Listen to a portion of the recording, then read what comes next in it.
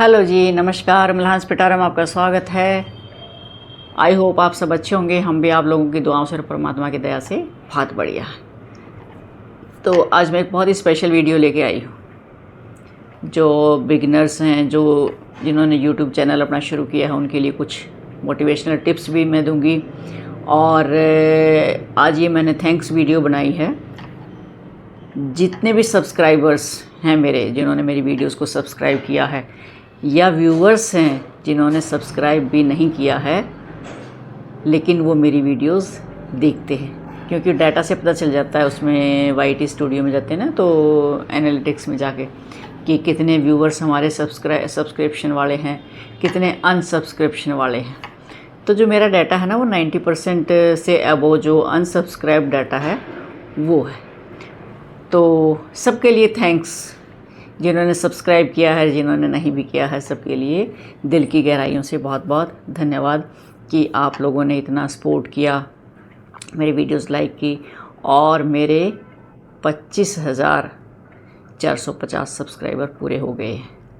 मैंने 2 दिन पहले बनानी थी ये वीडियो। जैसे मेरे 25,000 सब्सक्राइबर पूरे हुए तो पर थोड़ी व्यस्तता के कारण मैं नहीं बना पाई।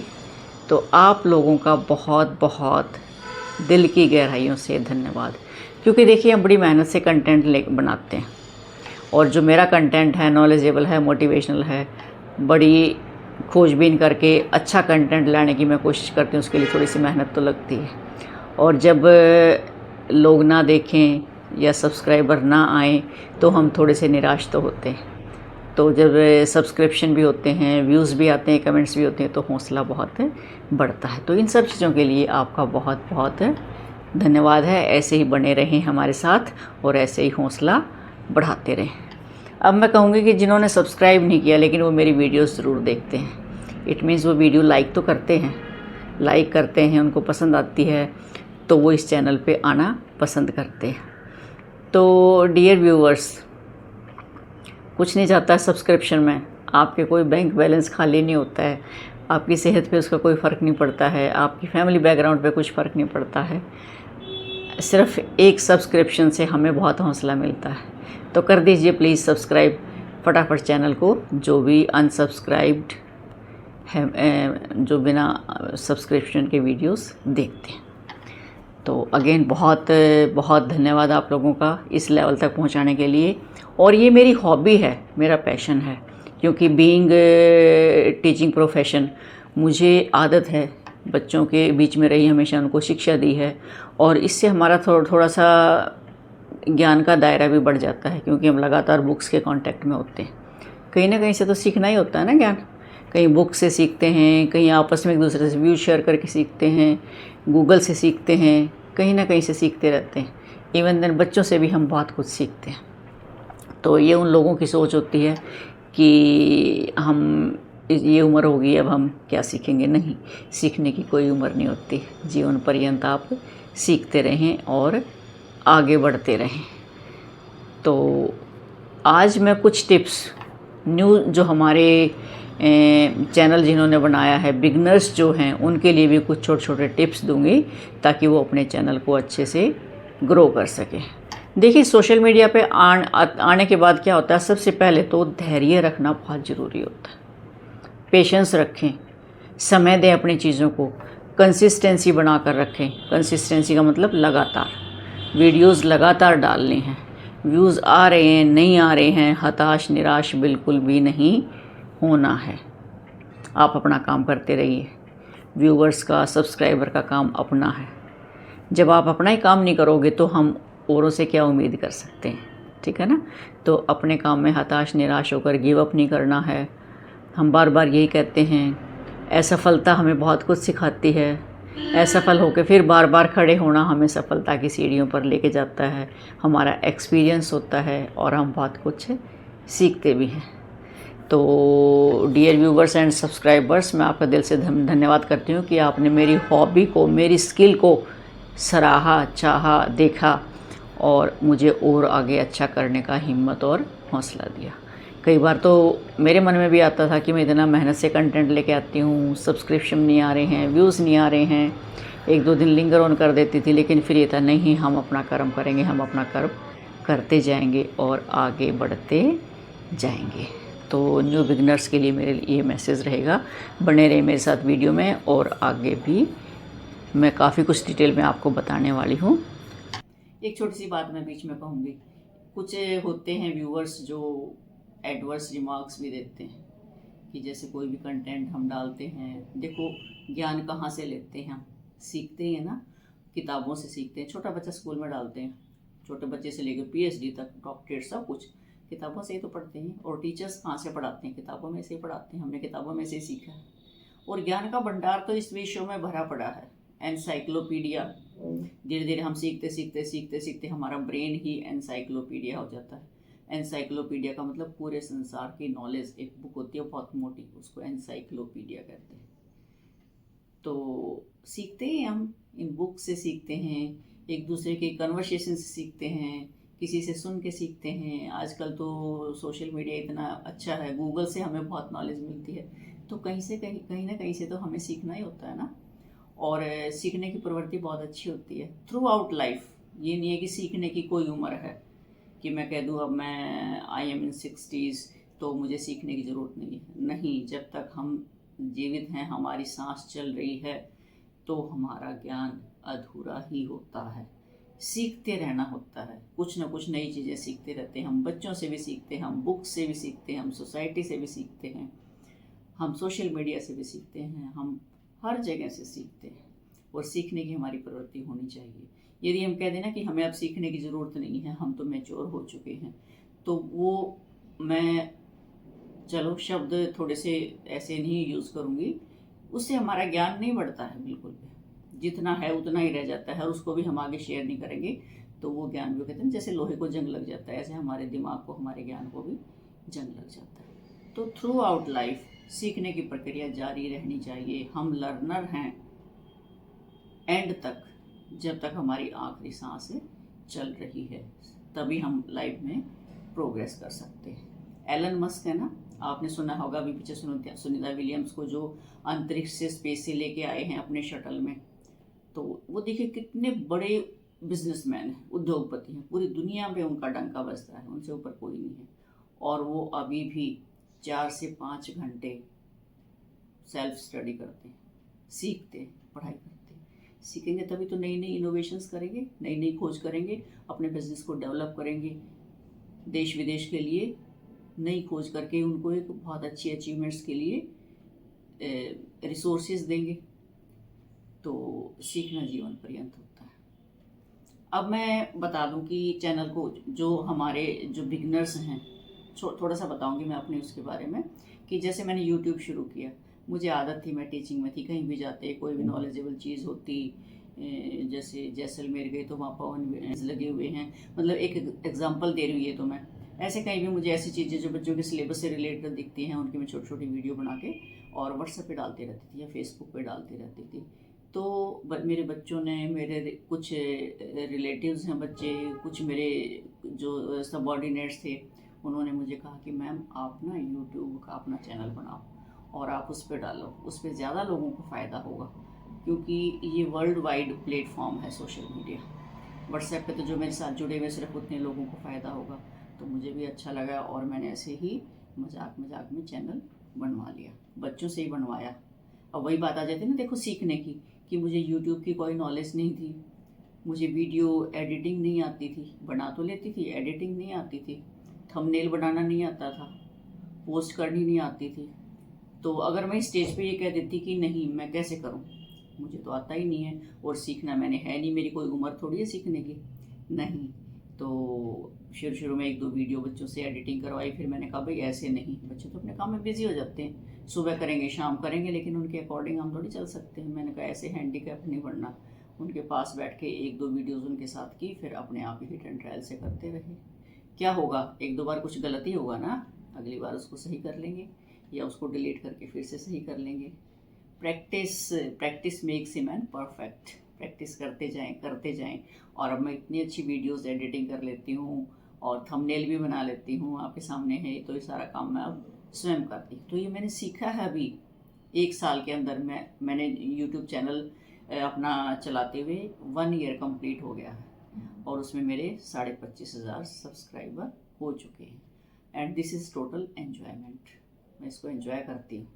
कोई भी काम आप करते हैं ना, उसको बोझ समझ के ना लें, उसको एक गेम एन्जॉयमेंट समझ के लें। फिर देखिए आपको कितना मज़ा आता है, फिर आपकी रुचि भी होगी सीखने की। तो ऐसे धीरे धीरे आप आगे बढ़ सकते हैं।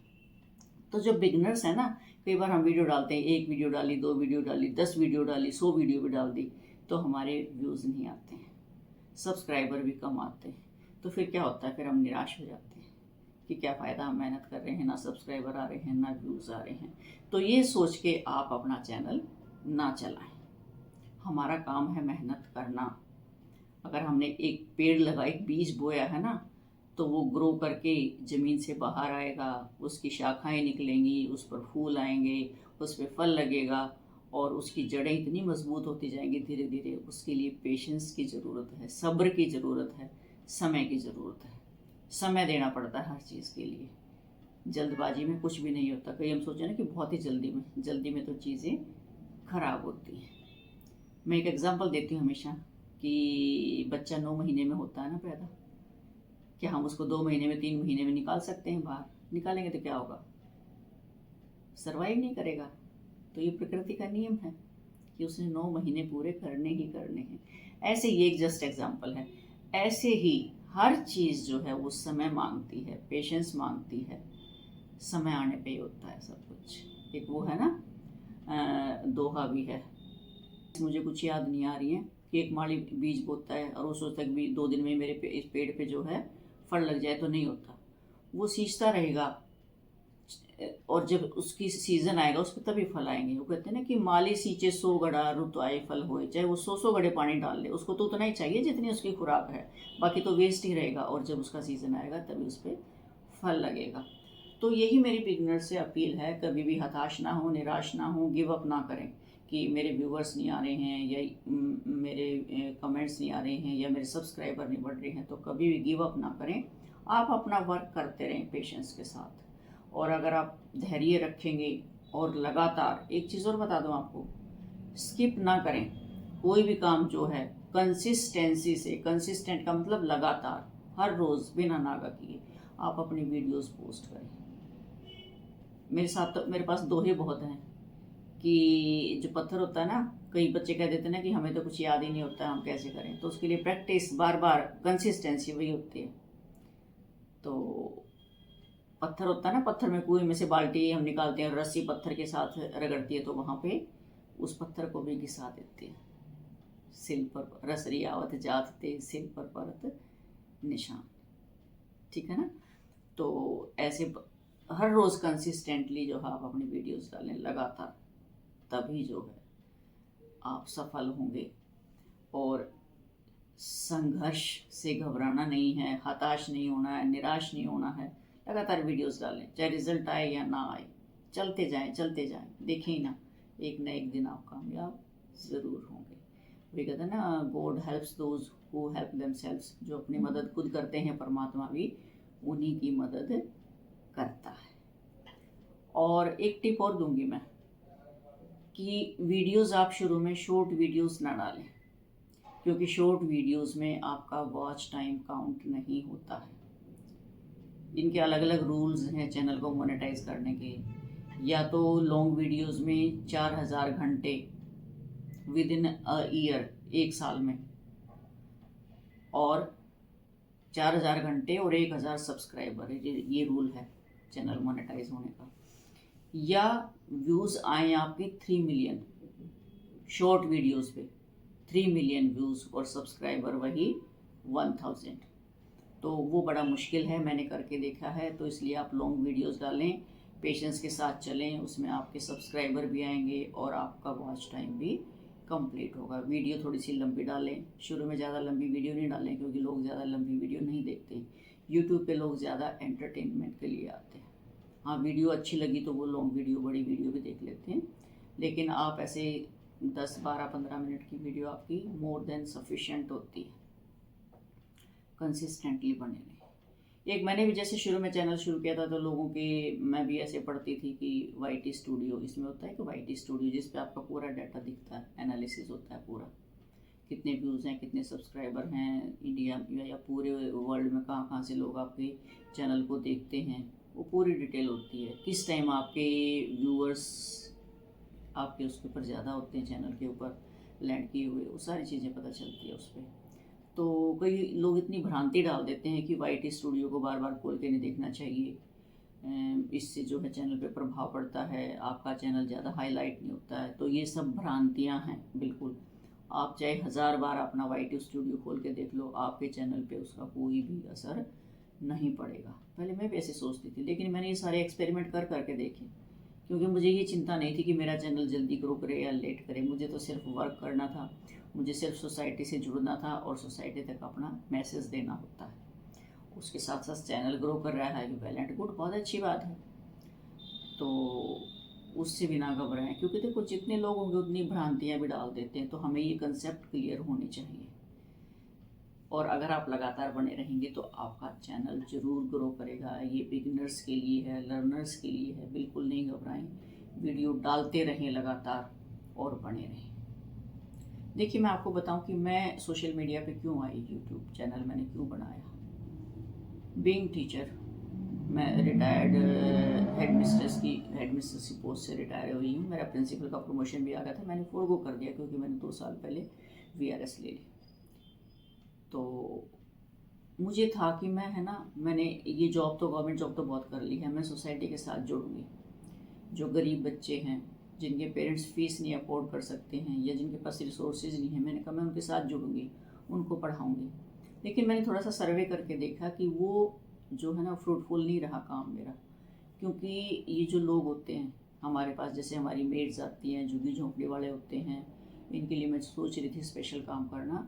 ये बच्चे के लिए टाइम स्पेयर नहीं करते हैं। ये छोटा बच्चा होता है, जैसे 6-7 साल का बच्चा होता है ना, 8-10 साल का बच्चा होता है, उसको काम पे लगा लेते हैं अपने साथ। इनको दिहाड़ी मजदूरी चाहिए होती है, इसीलिए ये स्कूल्स में भी नहीं भेजते हैं बच्चे को। कई बार हम ये मोटिवेट करते थे ना बच्चे को, स्कूल में फ्री खाना मिलेगा, फ्री वर्दी मिलेगी, फ्री किताबें मिलेंगी, तो ये कह देते थे उससे क्या फ़र्क पड़ता है, एक टाइम का खाना खा लिया तो शाम तक ये दिहाड़ी करेगा, 400-500 रुपये तो कमा के लाएगा। तो इसलिए ये लोग जो है ना, बच्चों को ना तो क्वालिटी लाइफ देते हैं, ना क्वालिटी एजुकेशन देते हैं, उनको सिर्फ काम पे लगा देते हैं।